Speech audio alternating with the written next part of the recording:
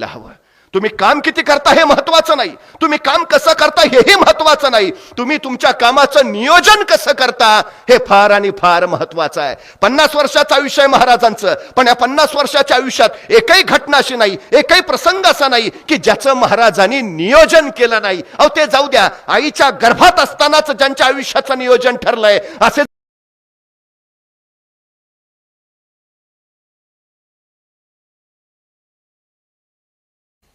पोरं शाळेत जातात खरी, पण पुस्तकाच्या पानावर रमण्यापेक्षा आताची आमची पोरं मोबाईलच्या स्क्रीनवर रमतात जास्त, ही आमची वस्तुस्थिती आहे.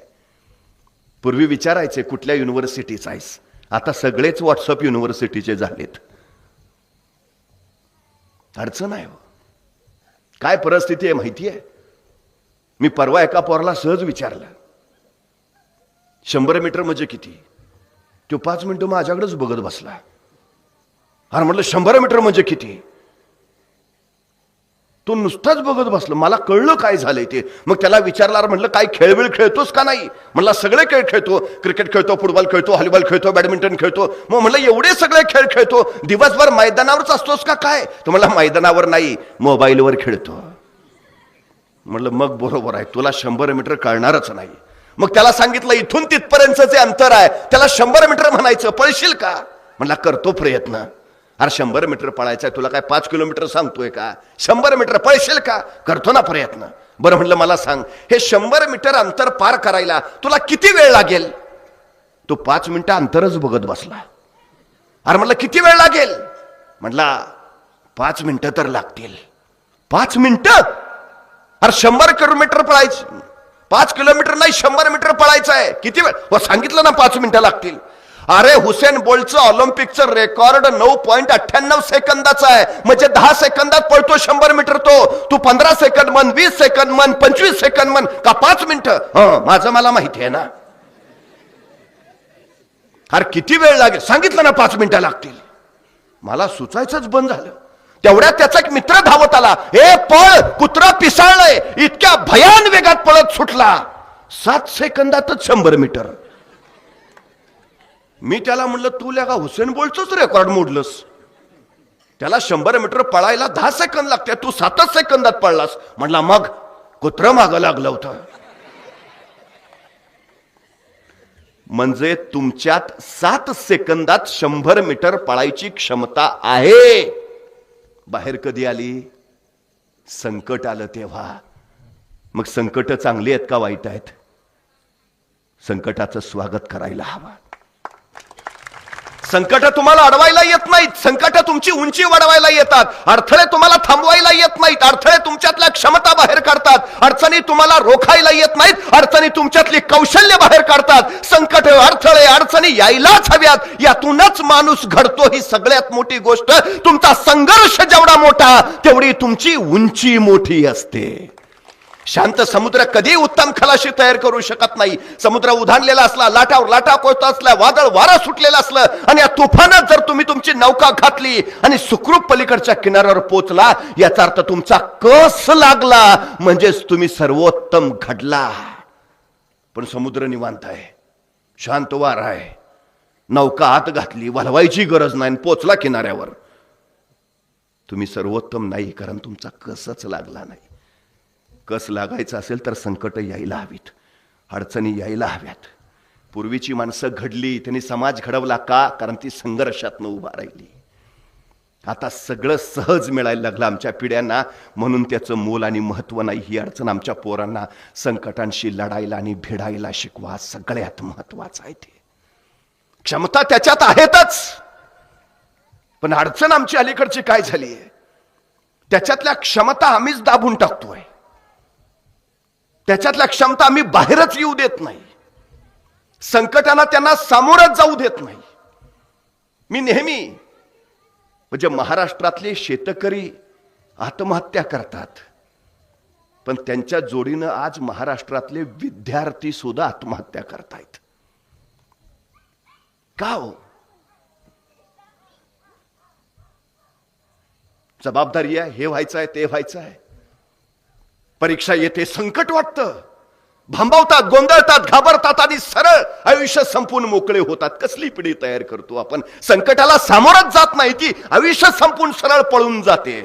पळून आणि टाळून संकट सरत नाहीत, लढून आणि भिडूनच संकट बाजूला करता येतात. हे आमच्या पोरांच्या डोक्यात एकदा घुसवा. संकटांशी लढण्याची प्रेरणा त्याला येऊ द्या, ते प्रेरित करणं हे आमचं सगळ्यात महत्वाचं काम आहे. पण आमच्याकडे हल्ली काय, संकटाला सामोरं जाऊच पोराला द्यायचं नाही, ही अडचण. बघा, ते आमच्या घरात एखादं लहान मुलं असतं, रांगत असतं, आई स्वयंपाक करत असते आणि आईचं लक्ष नाही ते बघतं आणि अंधाराच्या दिशेनं ते हळूहळू हळू रांगायला सुरुवात करतं. धाडस त्याच्यात नैसर्गिक आहेच, कुतूहल त्याच्यात आहेच. बारकं पोर रांगत रांगत येतं, सरळ जाळाला धरतं, त्याला भीतीच वाटत नाही कशाची. मोठा माणूस लांबच बसतो जाळापासून, भीत. लहान मुलांना भीतीच नसते, त्याच्या जिज्ञासा, कुतूहल आणि धाडस असतच. ते रांगणारा पोर अंधारा खोलीच्या दिशेनं सरकायला सुरुवात करतं. आई बघते आणि आई त्याला सांगते, ए नाही जायचं. अंधारात भाऊ असतो, नाही जायचं. ते परत थबकतं, आई परत स्वयंपाकाला लागते, पण आईचं लक्ष नाही ते बघतं आणि परत अंधाराच्या दिशेनं सरकायला लागतं. त्याच्यात धाडस आहे, कुतूहल आहे, त्याला माहिती आहे उजेडात काय आहे कळतंय, अंधारात काय आहे हे त्याला बघायचं आहे. ते परत अंधाराकडे जातं, आई परत बघते, संतापते, सांगितलं ना नाही जायचं, अंधारात भाऊ असतो, नाही जायचं. ते परत थबकतं, परत आई स्वयंपाकाला लागते, आईचं दुर्लक्ष नाही ते पोर बघतं आणि परत अंधाराच्या दिशेनं सरकते. आईचं लक्ष जातं, मग ती संतापते, उठते, त्या पोरला उचलते आणि सरळ लांब नेऊन ठेवते. त्याला सांगते, सांगितलं ना नाही जायचं, अंधारात भाऊ असतो. त्या पोराच्या अर्धजागृत मनावर कायमचा संस्कार होतो, अंधारात भाऊ असतो. पट्ट्या पुढं 2 पोरांचा बाप झाला तरी अंधारात जात नाही. दोष त्याचा आहे का? बरं, आता तुम्ही एवढ्या संख्येनं बसलाय, कधी कुणी भाऊ बघितलाय का? मग नसलेला भाऊ आमच्या पोरांच्या डोक्यात का घालता? आमच्या पोरांमध्ये सामर्थ्य आहे, आमच्या पोरांमध्ये क्षमता आहे, आमच्या पोरांमध्ये कौशल्य आहे. फक्त नको ते भाऊ आम्हीच उभा करतो आणि आमची पोरं अपयशाच्या मार्गावर नेतो. हे सगळ्यात महत्वाचं. त्याला सांगा, तुला जमणारच आहे, सगळं सामर्थ्य, सगळी क्षमता तुझ्यात आहे. पुढे चालायला प्रेरित करा. शहाजीराजांनी शिवाजी महाराजांना प्रेरित केलं तस. सगळ्यात गरजेची गोष्ट आहे. काय काय लोक विचार प्रचंड करतात पण सुरुवातच करत नाहीत. एखाद्याला विचारावं, बरं काय काय चाललंय, नाही चाललंय, आणि नाही झालं तर नाही पप्पा म्हणलेत माझ्या जागेवर चिटकवतो, संपला विषयच. आम्ही आधीच सांगून ठेवलंय त्याला, नाही जमलं तर फार टेन्शन घेऊ नको, माझ्या जागेवर लावतो. कशी ती घडणार, कशी उभा राहणार? एक गोष्ट कायम लक्षात असू द्या, काहीतरी ध्येय हवं, स्वप्न हवं, महत्वाकांक्षा हवी, मग प्रवास पुढे करता येतो, मग पुढे झेपावता येतं. पण ध्येयच नसलं तर आयुष्यच भरकटल्यासारखं होतं. ही सगळ्यात मोठी वस्तुस्थिती आहे. पोरांपुढे ध्येय ठेवा, सगळ्यात महत्वाचं. क्षमता त्याच्यात आहे, प्रेरित करा फक्त पुढे जायला त्याला. आणि सगळ्यात महत्वाचा, फार विचार करत बसू नका, पटकन निर्णय घ्या आणि कामाला लागा. यशस्वी कोण होतं? योग्य निर्णय घेतात ते नव्हे, तर घेतलेला निर्णय योग्यच होता हे जे सिद्ध करतात ते. काही घे पण घे. निर्णय बरोबर आला तर यश मिळेल आणि निर्णय चुकला तर अनुभव मिळेल. अहो तोटा काय आहे? घ्या ना पटकन निर्णय, लागा कामाला. मी वारंवार सांगतो, तुम्हाला माहिती आहे चंद्रावर पहिलं पाऊल कुणी ठेवलं? कुणी? नील आर्मस्ट्रॉंग. पण खरंच नील आर्मस्ट्रॉंगच चंद्रावर पहिलं पाऊल ठेवणार होता का? नासानं चांद्रयानाची जी मोहीम आखली त्याच्यातला मुख्य पायलट होता तो एडविन सी अल्डारिन. तो अमेरिकेचा वैमानिक होता, स्पेस वॉकिंगचा त्याला अनुभव होता. चंद्रावर तो पाय ठेवणार होता, पण त्याच्या सहाय्यासाठी दुसरा एक सहाय्यक दिला होता, त्याचं नाव होतं नील आर्मस्ट्रॉंग. तो अमेरिकेच्या नेव्हीमध्ये होता. स्पेस वॉकिंगचा त्याला अनुभव नव्हता. अपोलो यानातनं ज्यावेळी हे चंद्रावर पोहोचले त्यावेळी नासाच्या स्पेस सेंटरवरनं पहिला संदेश मुख्य पायलटला म्हणजे एडविन सी अल्डारिनला गेला, गो फर्स्ट. आणि एडविन सी अल्डारिन पुढे झाला. पण चंद्रावर पाय ठेवायच्या आधी त्याच्या मनात विचारांचा गोंधळ सुरू झाला. मी चंद्रावर पाय ठेवला आणि चंद्राच्या गुरुत्वाकर्षणात मी जळूनच गेलो तर, मी चंद्रावर पाय ठेवला आणि चंद्राच्या गुरुत्वाकर्षणानं मला खेचूनच घेतलं तर, मी चंद्रावर पाय ठेवला आणि मी कुठेतरी भरकटलो तर, तो या विचारातच होता. तोपर्यंत नासाच्या स्पेस सेंटरवरनं दुसरा संदेश आला, को पायलट नेक्स्ट. आणि नील आर्मस्ट्रॉंग पुढे झाला आणि कुठलाही विचार न करता त्याने चंद्रावर पाय ठेवला आणि जगात गौरव झाला. नील आर्मस्ट्रॉंग चंद्रावर पाय ठेवणारा पहिला मानव.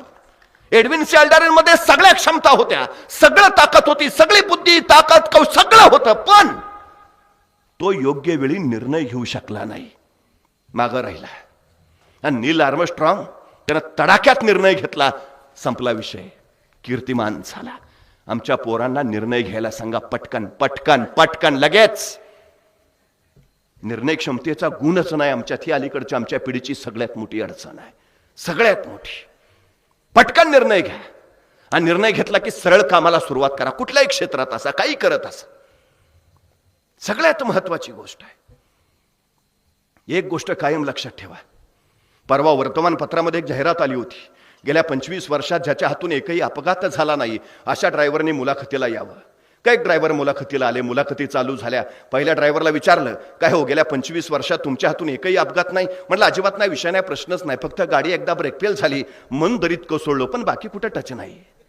त्याला म्हणले चला बाजूला. मग दुसऱ्याला विचारलं, गेल्या 25 वर्षात तुमच्या हातून एकही अपघात नाही? म्हटलं अजिबात नाही, विषयच नाही, फक्त एक जण पुढनं येऊन माझ्या अंगावर आदळला तेवढंच काही ते, पण बाकी कुठं धक्का नाही. त्यालाही म्हणले चला बाजूला. तिसऱ्याला विचारलं, गेल्या 25 वर्षात तुमच्या हातून एकही अपघात नाही? म्हटलं अजिबात नाही, विषय नाही, प्रश्नच नाही, साक्षी पुरावे कागदपत्र सगळं तपासलं, या माणसाच्या हातून गेल्या 25 वर्षात एकाही अपघाताची नोंद नाही. त्या मुलाखत घेणाऱ्याला आश्चर्य वाटलं. त्यानं न राहून विचारलं, गेल्या 25 वर्षात तुमच्या हातून एकही अपघात नाही, तुमच्या यशाचं रहस्य काय? तसा समोरचा ड्रायव्हर शांतपणे म्हणाला, गेल्या 25 वर्षापूर्वी माझी गाडी जी मी एकदा गॅरेजला लावली, परत बाहेरच नाही काढली. ज्यांच्या गाड्या गॅरेजला त्यांचा अपघात व्हायचा विषयच येत नाही, पण ज्यांच्या गाड्या गॅरेजला त्यांना आयुष्यात कधी ध्येयही गाठता येत नाही. ही सगळ्यात मोठी वस्तुस्थिती. ध्येय गाठायचंय, गाड्या रस्त्यावर आणाव्याच लागतील. आणि रस्ते म्हणले तर खड्डे ठरलेले, टक्के टोणपे ठरलेले, ऊन वारा वादळ पाऊस हे सगळं ठरलेलं. हे सगळं सहन करणं जमतं, ज्याला संघर्ष करणं सोचतं त्याला यश कमावता येतं. निर्णय घ्या आणि कामाला लागा, ठरवा. संकट येणारच आहेत, पण संकट येणार आहेत म्हणून मागे फिरू नका. आमची पोरं अपयशी ठरतात याचा अर्थ अपयशाची वाटणारी भीती सगळ्यात मोठी घातक आहे. परवा 12वीच्या आमच्या शेजारच्या पोरीने आत्महत्या केली. का? नापास होण्याची भीती. एक दिवस आधीच निकाल लागायचा आणि निकाल लागल्यावर कळलं पास झाली होती. आई म्हणली एक दिवस थांबली असतीस तर. संयम नाही, धीर नाही, स्वतःवर विश्वास नाही, सगळ्यात महत्वाची गोष्ट आहे. स्वीकारायला हवं हे सगळं. या टक्क्या टोणप्यातूनच माणूस कणखर होत जातो, ही वस्तुस्थिती आहे. घडता यायला हवं आम्हाला तसं. आणि एक गोष्ट लक्षात ठेवा, भीतीवर विजय मिळवण्याचा एकमेव मार्ग आहे, त्याच्यावर आक्रमण करा. सर्वोत्तम पर्याय भीतीवर विजय मिळवायचा, आक्रमण, त्याच्यावरच. काय अवघड जात आहे? गणित. सारखं आक्रमण करा, त्या 24 तास गणितच घेऊन बसा, आपोआप विजय मिळून जातो. काय अवघड जात आहे? सतत पाठलाग करा, त्याचा सोपं होऊन जाईल. काय काय लोक सांगतात अभ्यास करतो पण लक्षातच राहत नाही. खास सतत सतत सतत सतत करत राहा, आपोआप जमेल. पाण्याचा एक थेंब वज्रासारख्या कठीण दगडावर अखंडपणे पडत राहतो आणि त्या पाण्याच्या एका थेंबानं वज्रासारखा तो कठीण दगड फुटतो. ताकद थेंबात आहे का? ताकद त्याच्या सातत्यात आहे. सतत सतत सतत, या सातत्यात सगळ्यात मोठी ताकद असते, सगळ्यात मोठी. दर 7 सेकंदाला पाण्याचा एक थेंब पडतो अमेझॉन नदीच्या उगमाजवळ, दर 7 सेकंदाला. आणि दर 7 सेकंदाच्या एका थेंबातून हजारो किलोमीटर लांब असणारी अमेझॉन नदी जगातली सगळ्यात लांब नदी तयार झाली आहे. हजारो वर्ष झाली त्यांचा क्रम चुकला नाही. दर 7 सेकंदाला पाण्याचा एक थेंब. जे करताय ना सातत्यानं करा, विश्व विक्रम आपोआप होईल. ही सगळ्यात मोठी वस्तुस्थिती. भीती वाटू देऊ नका. ज्या गोष्टी वारंवार करता त्याची भीती आपोआप जाते. सगळ्यात महत्वाची गोष्ट आहे, सगळ्यात. तुम्हाला माहिती आहे काय काय माणसांना सातत्यानं काम, इतकं काम करायचं, मरायचंय वे, कोण म्हणलं कामानं माणूस मरतं? माणूस कामानं कधीच मरत नाही. माणूस कामाच्या ताणानं मरतं. आणि ताण कधी वाढतो? काम साठलं की. काम कधी साठतं? रेंगाळत ठेवलं की. रेंगाळत कधी ठेवतो? त्याच्याबद्दल गंभीर नसलो की. गंभीर कधी नसतो? इच्छाशक्ती नसली की. इच्छाशक्ती कधी नसते? जर ध्येयच नसलं की भरकटलेलं आयुष्य काही कमावूच शकत नाही. ही सगळ्यात मोठी वस्तुस्थिती आहे, सगळ्यात मोठी. आक्रमण. एका तत्वज्ञाला कुणीतरी विचारलं, हे जग कधी संपेल? तो म्हटला, ज्या दिवशी एखादी मुंगी निवांत आराम करत एकाच जागी बसलेली तुम्हाला दिसेल, त्या दिवशी समजून जा जगाचा अंतकाळ जवळ आलाय. मला फक्त निवांत बसलेली मुंगी दाखवा. चुकून दिसणार नाही, चुकून दिसणार नाही. 4 महिन्याच्या पावसाळ्याच्या बेगमीसाठी ती 8 महिने अविरत काम करत असते, अविरत. कामानं माणूस जर मरत असेल तर मुंगी सकाळी जन्माला आलेली दुपारी मरायला हवी. मुंग्यांचं आयुष्य किती असतं माहितीये? किती असतं मुंग्यांचं आयुष्य? मुंग्यांच्या काही प्रजाती 35 वर्ष जगतात. एका मुंगीचं आयुष्य 35 वर्ष. जी माणसं सतत काम करत राहतात ती दीर्घायुषी ठरतात, आणि जी माणसं आराम करत बसतात ती अल्पायुषी असतात. ही वस्तुस्थिती आहे. आमच्या पोरांना सांगा, लांब जायचं असेल अखंड काम कर, तो तुझ्या यशाचा सर्वोत्तम मार्ग आहे, सर्वोत्तम. सुरुवात करावं, काही अडचण नाही, सुरुवात करा. महाराजांकडे काय होतं? महाराजांनी स्वराज्य सुरू केलं. 1645 ला महाराजांनी राजगड घेतला. आता राजगड बेवसाऊ होता. घ्यायचा झाला तर त्याच्यावर बांधकाम करणं गरजेचं. बांधकाम करायचं म्हणजे पैसे हवेत, पैसे म्हणजे संपत्ती हवी. महाराजांकडे तर काहीच नाही. मग महाराज असं म्हटले का? नाही नाही नाही, आता घेतला राजगड तर बांधकाम करावं लागेल. बांधकाम म्हणजे फंड्स हवेत. आता तर फंड्सच नाहीत, मग कशाला घ्या, बघू फंड आल्यावर.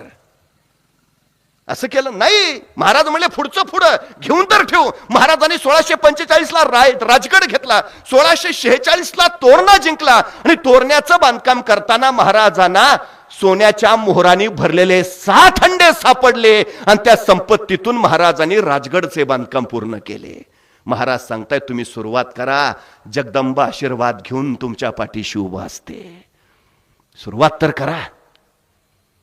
1670 साली मोगल मराठा संघर्ष प्रचंड वाढला.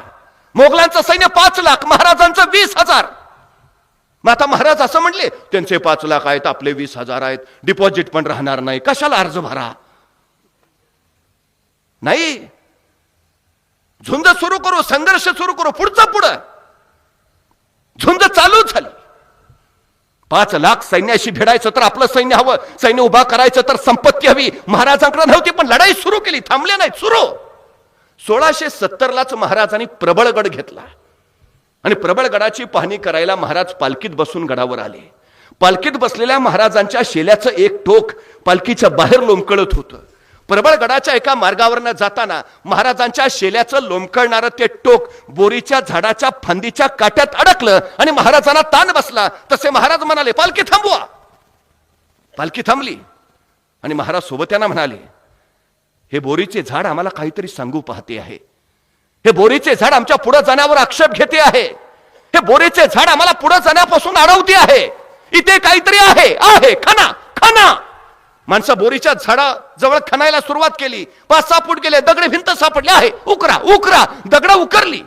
27 घागरी आणि 4 कढया, एवढं सोनं महाराजांना तिथं सापडलं, आणि त्या संपत्तीतनं महाराजांनी मोगलांच्या संघर्षाचा विजयात रूपांतरित केलेला नवा पराक्रम घडवला. सुरुवात करावं, सगळी सृष्टी तुमच्या पाठीशी उभा असते, सगळी सृष्टी. फक्त एक गोष्ट असायला हवी, तुमच्यात सगळं आहे. पुढे जा म्हणणारी माणसं हवीत, करू शकशील सांगणारी माणसं हवीत, करशीलच म्हणणारी माणसं हवीत. हल्ली झालंय काय, तुला जमेल म्हणण्यापेक्षा तुला जमेल का विचारणारी माणसं फार जास्त झालीत. सगळ्यात महत्वाची अडचण. आणि आमच्या घराघरात तर पोरांना गाढवाशिवाय आम्ही बोलवतच नाही. तुम्हाला माहिती आहे, महाराष्ट्रातल्या सगळ्या घाट रस्त्यांचा शोध गाढवानी लावलाय. शिवाजी महाराजांच्या काळात डोंगर रंगातला जवळचा मार्ग शोधायचा असेल तर मावळे गाढवाच्या गळ्यात घंटा बांधायचे आणि त्याला जंगलात सोडून द्यायचे. गाढवाकडे विलक्षण गुण आहे जवळचा रस्ता शोधण्याचा. मग घंटा बांधलेलं गाढव जंगलात सोडलं की गाढव जवळच्या मार्गाने जायचं आणि मावळे मागोमाग बरोबर तो रस्ता बनवत जायचे. महाराष्ट्रातले 65च्या 65 घाट गाढवानी बनवलेत. मग आपण आपल्या पोरांना गाढव म्हणतो त्यावेळी त्याच्यात असा एक तरी असामान्य गुण आहे ना. काय गुण आहे तो शोधा ना, त्याचा विकास करा ना. तुम्हाला माहिती आहे जगातलं सगळ्यात श्रीमंत ठिकाण कुठलं? स्मशान. जगातलं सगळ्यात श्रीमंत ठिकाण. त्या विधात्यानं प्रत्येकाला काही ना काही असा अलौकिक गुण दिलाय, प्रत्येकाला दिलाय. पण असंख्यानं आपल्यात हा गुण आहे ज्याच्या बळावर आपण जग बदलू शकतो याचीच माहिती नसल्यामुळं आणि आयुष्यभर ते कळलंच नसल्यामुळं चौघांच्या खांद्यावर त्याच्याबरोबर तो गुणही जातो. असे असंख्यांचे असंख्य अलौकिक गुण त्या राखेबरोबर स्मशानात तसेच पडून आहेत. म्हणून मी त्या स्मशानाला जगातलं सगळ्यात श्रीमंत ठिकाण मानतो. आमच्या पोरांच्यात काही ना काही आहे हो, ते शोधायला हवं. त्याच्या बळावर त्याला इतिहास घडवायला आम्ही प्रेरित करायला हवं. प्रत्येकात काही ना काही आहे आहे. बाहेर येऊ द्या ना, बाहेर यायला हवंय.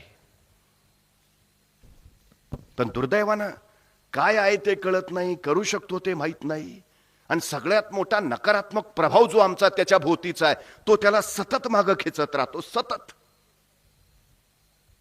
एकदा एका गावात एक लांब अशी टेकडी होती आणि सगळ्यांच्या डोक्यात एकच, त्या टेकडीवर कोण जात नाही आणि कोण गेलं तर माघारी येत नाही. त्या भागाकडे कोण फिरकतच नव्हतं. नाही तिकडं कोण जातच नाही, गेलं तर कधी परत येतच नाही. सगळी गावात भीती त्याचीच. पण 15 ऑगस्टच्या दिवशी काय गावातल्या बंडखोर तरुणाने असं ठरवलं की सगळे म्हणतात ना त्या टेकडीवर कोण जात नाही, गेलं तर परत येत नाही, यंदा स्पर्धाच ठेवायची. जो कोणत्या टेकडीवर जाऊन झेंडा लावल त्याला 1 लाखाचं बक्षीस. सगळी स्पर्धा जाहीर झाली आणि गावातली सगळी ज्येष्ठ म्हातारी मंडळी त्या पोरांच्या नावं बोटं मोडायला लागली. का डोक्याचा भाग आहे का? तिकडं कोण गेलंय का? गेलेलं परत आलंय का? मग कशाला नसता उद्योग करायचा? दुसरं काय करायला येत नाही वे? चांगली जगताय काय? जगू वाटणं वय तना तना तना सगळी. प्रत्येक आई बापाने पोराला सांगितलं अजिबात जायचं नाही, अजिबात भाग घ्यायचा नाही, नाही ती विषयाची परीक्षा नको. पण पोरं ती ऐकायचं नाही. म्हणले काय व्हायचं ते उद्या 15 ऑगस्टला त्या टेकडीवर जायची स्पर्धा होणारच. 15 ऑगस्ट उजाडला, सगळ्यांनी आपापली पोरं घरात बांधून ठेव. नाही अजिबात नाही जायचं, तिकडे गेलेलं कोण परत आलंच नाही, कोण गेलंच नाही. स्पर्धेला माणसंच नाही तो, तरी पण उत्सुकतेपोटी कोण आहे का बघायला सगळं गाव जमलेलं. आणि नेमकी 6 पोरं त्या स्पर्धेत भाग घ्यायला तयार झाली. ती म्हणले चल 6 तर 6 तयार तर झाली, मोडून तरी काढू एकदाच. ही डोक्यात काय बसलंय, त्या टेकडीवर कोण जात नाही, गेलेलं कोण येत नाही. स्पर्धा सुरू झाली. ते 6 जण टेकडीवर चढायला लागले. टेकडीवर चढायला लागले तसा सगळ्या गावातल्या लोकांनी गलका केला. अरे नका करू काहीतरी, उगा कशाला जाताय? आतापर्यंत कोण गेलंय ती परत आलंच नाही, कशाला विषयाची परीक्षा घेताय? या माघारी, काही नाही केलं तरी चालल, आम्ही जगावतो, आम्ही 2 वेळचा खायला घालतो, बसून खा, पण नका टेकडीवर जाऊ. म्हातारी कोतारी सगळी पोरणा समजवायला लागली. माणसं पुढं चालली तशी शेवटची दोघं एकामेकाशी म्हणत होती, लगा एवढी सगळी सांगतात म्हटल्यावर असणार काहीतरी त्यांचं. असं कसं असेल एवढी सगळी म्हणतात? मग दुसरा म्हणला तुला काय वाटतंय? नको लगा जायला, कशाला उगच. फिरली दोघं तिथनच माघारी. ती दोघं आल्यावर खालच्यांना आणखी उत्साह चढला. त्या वरच्या अरे या तुम्ही पण माघारी, कशाला विषयाची परीक्षा घेताय, नका जाऊ वर. पण ती चौघं असते वर चालायला लागलीच. जरा पुढे गेली आणि एक ठेचकाळन धाड दिशी पडलं. तसं दुसरं त्याला उचलायला गेलं. ते उचलून उभा राहिलं आणि त्याला विचारलं काय झालं र? तो म्हणला तू पडला, तुला माहिती, मला कळलंच नाही काय झालं. कुणीतरी धक्का दिल्यासारखं वाटलं र. अरे पण इथं कोण आहे तवा? नाही तर खरंच धक्का दिल्यासारखंच वाटतं. नीट पुढे बघून चालतो र मी, कधी पडलो नाही अजून, आज कसा ठेचकाळो कडना. दुसरा म्हणला खरंच होय, ते सांगतोय ना, असल वय काहीतरी, सगळी सांगतात म्हणल्यावर. नाही मला तर वाटतंय बाबा, म्हणला कधीच पडलो नव्हतो ठेचकळून, कुणीतरी ढकललंच आहे मला, नको ईशाची परीक्षा, जातो माघारी. दुसरा म्हणला मग मी काय करू थांबून? आली दोघं माघारी. आता दोघच राहिली. दोघं तरा तरा तरा तरा वर चाललीत. खालचा गलका उरडतोच आहे, माघारी फिरा, माघारी या, नका विषयाची परीक्षा घेऊ, कशाला जीव घालवताय, या परत. गलका ऐकून मागच्यानं मागं वळून बघितलं, त्याला मागं कोणच दिसना. आयो सगळीच गेली. पुढच्याला हाका मारली तर ती पुढंच निघालय. त्यांनी सुसाट ठुमठुकली ती तळालाच. आता एकटंच पुढे निघालंय टिकडीच्या दिशेनं. खालचा गलका वाढतोय. सगळे सांगतात अरे नको जाऊ, ये माघारी, नको जाऊ, ये माघारी. ह्या पट्ट्यांना वळून पण बघितलं नाही आणि कुणाकडे लक्षही नाही. सरळ गेला आणि अक्षरशः टेकडीवर पोहोचला. टेकडीवर पोहोचून हातातला झेंडा तिथं रोवला आणि मग वरनं सगळ्यांना हात केलं आणि खाली सगळा जल्लोष सुरू झाला. अरे आतापर्यंत कुणी गेलं नव्हतं, हा पोहोचला, टेकडीवर पोहोचला, विजयी झाला. सगळे कौतुक करायला लागले आणि तो सरळ उतारानं खाली आला, माणसात मिसळला. गावातल्या सगळ्या लोकांनी त्याला उचलून घेतला, जणू मिरवणूकच. आणि त्याला उचलून घेतल्यावर बाकीची 4 माणसं त्याला सगळी विचारायला लागली, आतापर्यंत कुणी गेलं नव्हतं, तू कसा काय गेला? बाकीची सगळी माघारी आली, तू कसा काल, तू पोचलाच कसा, तू टेकडीवर गेलाच कसा, तुला जमलं कसं? त्याच्या माग त्याचा हात वड पाय वड सगळी त्याला विचारतात, कसं जमलं, कसा पोचलास, कसा झेंडा फडकावलास, तुला आलंच कसं? ही ती त्याला सोडून आतीच. तवा एक म्हातारा म्हणलं, अरे त्याला कशाला विचारताय, ती बहिरा आहे.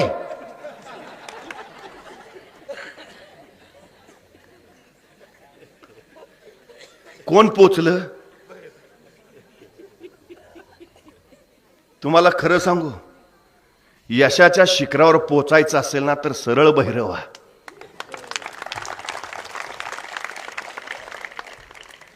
कुणाचं ऐकायची गरज नाही. कष्ट तुम्ही करणार आहे, क्षमता तुम्हाला माहिती आहे, तुमच्यातलं कौशल्य तुम्हाला माहिती आहे, मग दुसऱ्याचं ऐकायचंय कशाला? निर्णय घ्या आणि सरळ कृती करा, कामाला लागा. बस 750 वर्ष पारतंत्र्य होतं, पण महाराजांनी ठरवलं नाही, बाजूला करणार, राज्य उभारणार. आणि महाराजांनी सुरुवात केली, राज्य उभा राहील. अडचण काय आहे आम्हाला? हाताशी काही नसताना महाराज जर शून्यातनं विश्व उभा करू शकतात, तर आम्ही सुद्धा शून्यातून विश्व उभा करू शकतो. ही सगळ्यात मोठी वस्तुस्थिती आहे. ती क्षमता, ते सामर्थ्य आमच्यात आहेच आहे, हे लक्षात घ्या.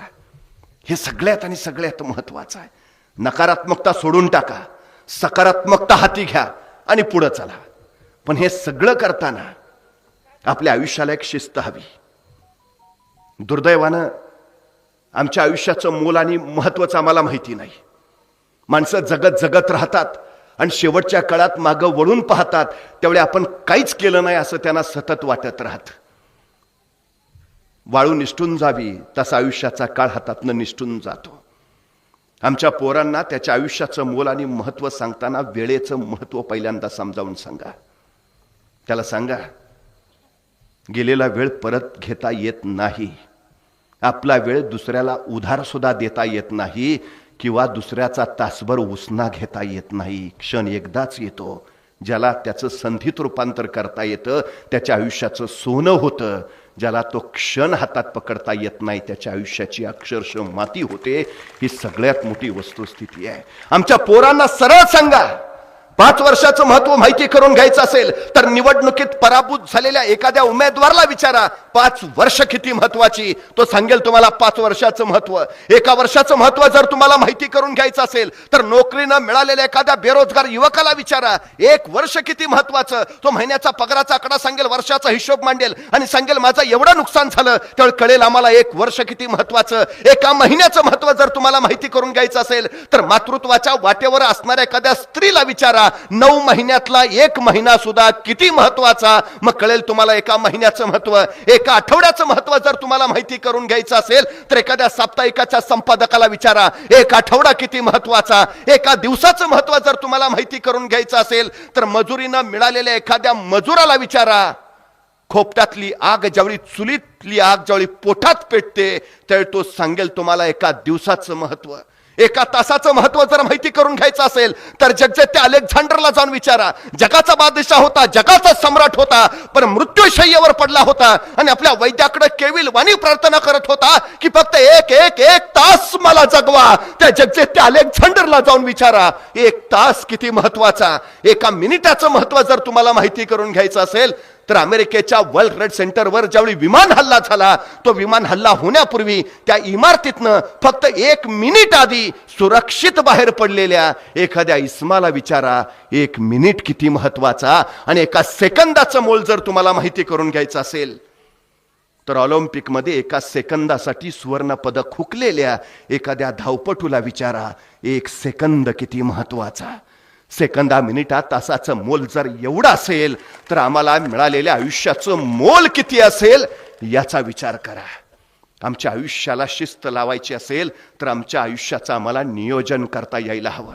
तुम्ही काम किती करता हे महत्वाचं नाही, तुम्ही काम कसं करता हेही महत्वाचं नाही, तुम्ही तुमच्या कामाचं नियोजन कसं करता हे फार आणि फार महत्वाचं आहे. 50 वर्षाचं आयुष्य आहे महाराजांचं, पण या 50 वर्षाच्या आयुष्यात एकही घटना अशी नाही, एकही प्रसंग असा नाही की ज्याचं महाराजांनी नियोजन केलं नाही. अहो ते जाऊ द्या, आईच्या गर्भात असतानाच ज्यांच्या आयुष्याचं नियोजन ठरलंय असे जर कुणी महापुरुष या सृष्टीत जन्माला आले असतील तर छत्रपती शिवाजी महाराजांशिवाय दुसरं नाव नाही. जन्माला यायच्या आधीच ठरलंय का जन्माला यायचंय, जन्माला यायच्या आधीच ठरलंय जन्माला येऊन काय करायचंय. 50 वर्ष एकही घटना नाही ज्याचं महाराजांनी नियोजन केलं नाही. भान राखून योजना आखाव्यात आणि बेभान होऊन ते अंमलात आणाव्यात, हे महाराजांच्या यशाचं सगळ्यात महत्वाचं सूत्र आहे. सगळ्यात महत्वाचं साधी गोष्ट आहे. 10 नोव्हेंबर 1659 महाराजांनी प्रतापगडावर अफजल खानाचा कोथळा बाहेर काढला. अफजल खानाचा कोथळा बाहेर काढायला महाराजांना फक्त 2 मिनिटं लागली, पण या 2 मिनिटाच्या यशस्वीतेसाठी महाराजांनी तब्बल 1 वर्ष नियोजन केलं होतं. तब्बल 1 वर्ष. आम्हाला आमच्या आयुष्याचं जर यश व्हावं असेल तर किती नियोजन करावं लागेल. 2:30 वाजता खानाचा कोथळा बाहेर काढला. 2:45 वाजता मराठी सैन्य खानाचा सनार तुटून पडलं. लंगडेतोड चालू झाली. खानाचं सैन्य पाठीला पायून पळत सुटलं. त्यांच्या तोफा तिथंच, हत्ती तिथंच, घोडे तिथंच, समशेरी तलवारी सगळं तिथंच. मराठ्यांनी टिपलं, जवळ जाऊन ताब्यात घेतलं. स्वराज्याची प्रचंड कमाई झाली. माहिती आहे महाराजांना, खात्री आहे खान मारणारच आहोत. मारला. माहिती आहे महाराजांना, खान 4,000 घोडे घेऊन आलाय. भले खानाचे 2,000 घोडे पळून जाण्यात यशस्वी होतील, पण या रणसंग्रामात 2,000 घोडे आपल्याला मिळणारच आहेत. आणि मिळाले. आता घोडे मिळाले, पण नुसते घोडे मिळून उपयोग आहे का? ते चालवणारे प्रशिक्षित घोडेस्वार सुद्धा हवेत, तर त्या घोड्यांचा उपयोग.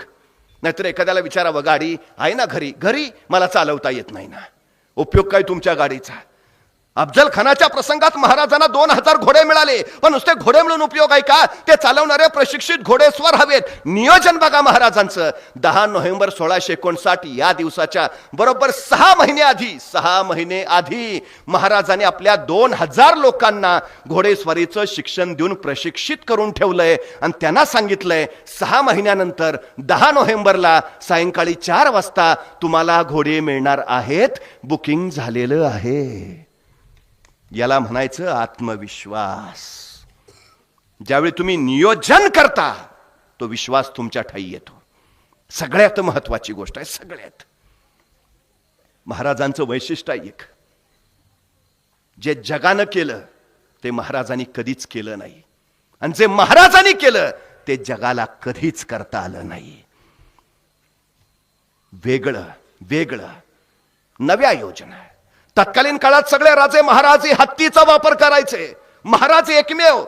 युद्धशस्त्रात हत्तीचा वापरच नाही, संतगती मान्यच नाही. तुफान वेग हे महाराजांचं सगळ्यात मोठं वैशिष्ट्य आहे. सगळ्यात नव्या गुरिल्ला युद्धतंत्र शोधून काढलं महाराजांनी. कोण म्हटलं पैसे गुंतवल्यावर पैसे मिळतात? चूक आहे. पैसे नव्हे, बुद्धी गुंतवल्यावर पैसे मिळतात, कल्पना गुंतवल्यावर पैसे मिळतात, कष्ट गुंतवल्यावर पैसे मिळतात. जी पोरं म्हणतात ना, नाही आमच्या भांडवल असतं तर आम्ही केलं असतं, गरज काय आहे?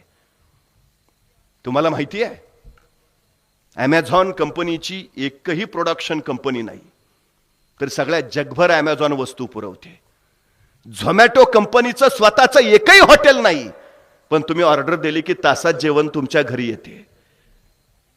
ओयोची एकही स्वतःची गाडी नाही, पण फोन केला की गाडी दारात उभा राहते. हे जग कष्टापेक्षा आता बुद्धीचं जास्त झालंय, कल्पनेचं जास्त झालंय. आमच्या पोरांना ह्या नव्या गोष्टी शिकवत चला. त्यासाठी सगळ्यात महत्वाचा गुण कुठला आहे, जो महाराजांकडे होता? सगळ्यात महत्वाचा. ॲबेकरे नावाचा फ्रेंच प्रवासी कोकणात उतरला. त्याला राजापूरच्या बंदरात जायचं होतं, पण महाराजांच्या कार्यालयातनं परवाना घेतल्याशिवाय त्याला पुढे जाता येणार नव्हतं.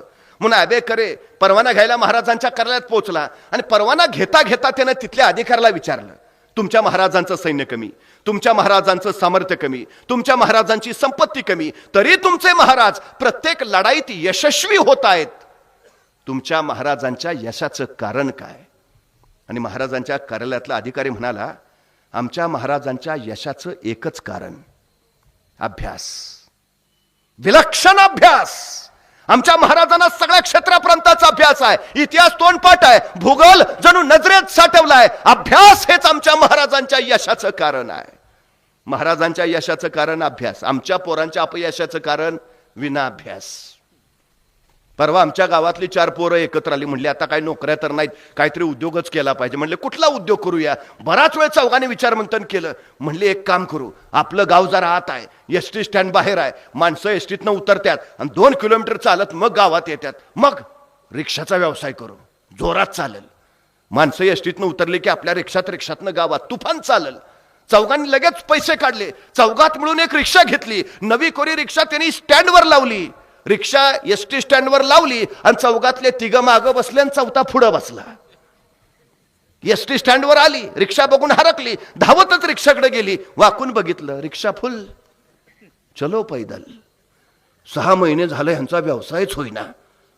मग परत हे 4 एकत्र बसले, म्हणले या व्यवसायात काही दम नाही, दुसरा कुठला तरी करूया. म्हणले कुठला करूया? बराच वेळ विचार केल्यावर त्यांच्या लक्षात आलं, आपल्या गावात गाड्या भरपूर आल्यात, पण एखाद्याची गाडी पंक्चर झाली तर आपल्या गावात पंक्चर काढायचं दुकान नाही, पंक्चर काढायचं दुकान टाकू, जोरात व्यवसाय चालणार. परत चौघांनी पैसे काढले, गावात पंक्चर काढायचं दुकान टाकलं. पण पंक्चर काढायचं दुकान टाकून 6 महिने झाले तरी ह्यांच्या दुकानात एकही गाडी पंक्चर काढायला आली नाही. का? ह्यांनी पंक्चर काढायचं दुकान 4थ्या मजल्यावर टाकलं होतं. काय करताय? कुठं करताय? कधी करताय?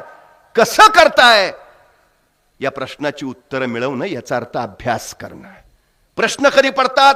कुतूहल असेल तर. प्रश्न कधी पडतात? जिज्ञासा असेल तर. दुर्दैवानं आमच्या आताच्या पिढीत हा विषयच अस्तित्वात नाही. इंग्रजांना आमच्यावर राज्य करायचं होतं, त्यांना मालक बनवून राहायचं होतं, आमच्या पोरांना गुलाम बनवायचं होतं. म्हणून मॅकॅलेनं जी शिक्षण पद्धती बनवली तीच मुळात गुलाम बनवणारी, ज्याच्यात प्रश्न विचारायचाच विषय नाही.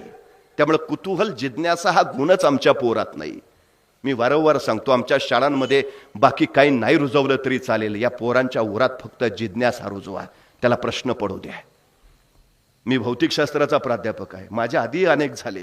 काय शिकवतो आम्ही भौतिकशास्त्रात? Newton's law, Einstein's rule, Edison's formula.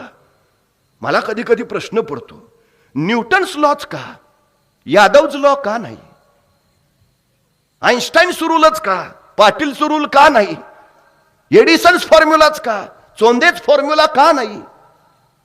आमचं का नाही तिथं? आमची पोरं का संशोधक नाहीत? आमची पोरं का शास्त्रज्ञ नाहीत? आमच्या पोरांचे धडे का आमच्या पोरांच्या अभ्यासक्रमात नाहीत? याचं कारण आमच्या पोरांच्या जिज्ञासाच नाही. कधी कधी मला बरं वाटतं, बरं झालं ते न्यूटनच सफरचंदाच्या झाडाखाली बसला होता.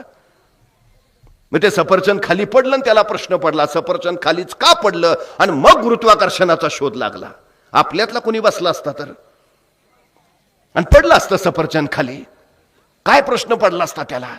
बरं झालं मी असतानाच पडलं. दुसरा प्रश्न, बरं झालं आणखी कुणी नाही, अकेले अकेले खाएंगे. आणि जर एखाद्याला प्रश्न पडलाच आणि त्यानं विचारलं वडिलांना, बाबा सफरचंद खाली का पडलं? बाबा म्हणणार, खाना मुकाट्यानं का डोक्याला ताप देतो, हाय ते व्याप कमी आहेत का? संपला आमचा न्यूटन सफरचंदाच्या झाडाखालीच. रुजवा ओ हे जिज्ञासा, कुतूहल गुण पोरांच्यात रुजवा. आदरणीय उद्धवरावजी यादव यांनी पोरं घडवली ना तशा जिज्ञासेतनं उभा राहणारी. ही जिज्ञासा जिथं असेल, प्रश्न विचारायची ताकद, हिंमत जिथं असेल, तिथं माणसं घडतात आणि तिथं समाज उभा राहतो. गुलामाला गुलामीची जाणीव करून द्या, म्हणजे गुलाम गुलामीच्या विरोधात उभा राहील. हे घडतं कधी? शिक्षण ज्ञान असेल तर. ती परंपरा आम्हाला पुढे घेऊन जाता आलं पाहिजे, ती अबाधित ठेवली पाहिजे. मला तेवढ्यासाठी कौतुक आहे आज एका शिक्षकाच्या, त्यांनी केलेल्या कार्याच्या स्मृतीचा जागर करण्यासाठी हा सगळा सोहळा इथं आहे. ज्यांनी आपल्या लोकांना, आपल्या समाजाला, आपल्या मातीला अभिमान वाटेल असं कार्य केलं. आमच्या आयुष्याची हितश्री काय आहे तीच तर आहे, बाकी कमावतो काय आपण? ते घेऊन आम्हाला पुढे जाता आलं पाहिजे. त्यांनी जे संपन्न विश्व उभा केलंय, संपन्न विचार वारसा दिलाय, आता आमची कृतीयुक्त पावलं त्यांनी उभारलेल्या या विश्वाच्या ऋणातून मुक्त होण्यासाठी पडावीत, हीच सगळ्यात मोठी अपेक्षा आहे. त्यांच्या विचारांवर चालत राहणं हाच त्यांचा सर्वोत्तम आशीर्वाद आहे. त्यांना विनम्रपणे अभिवादन करतो. आपल्या सगळ्यांची रजा घेतो. धन्यवाद.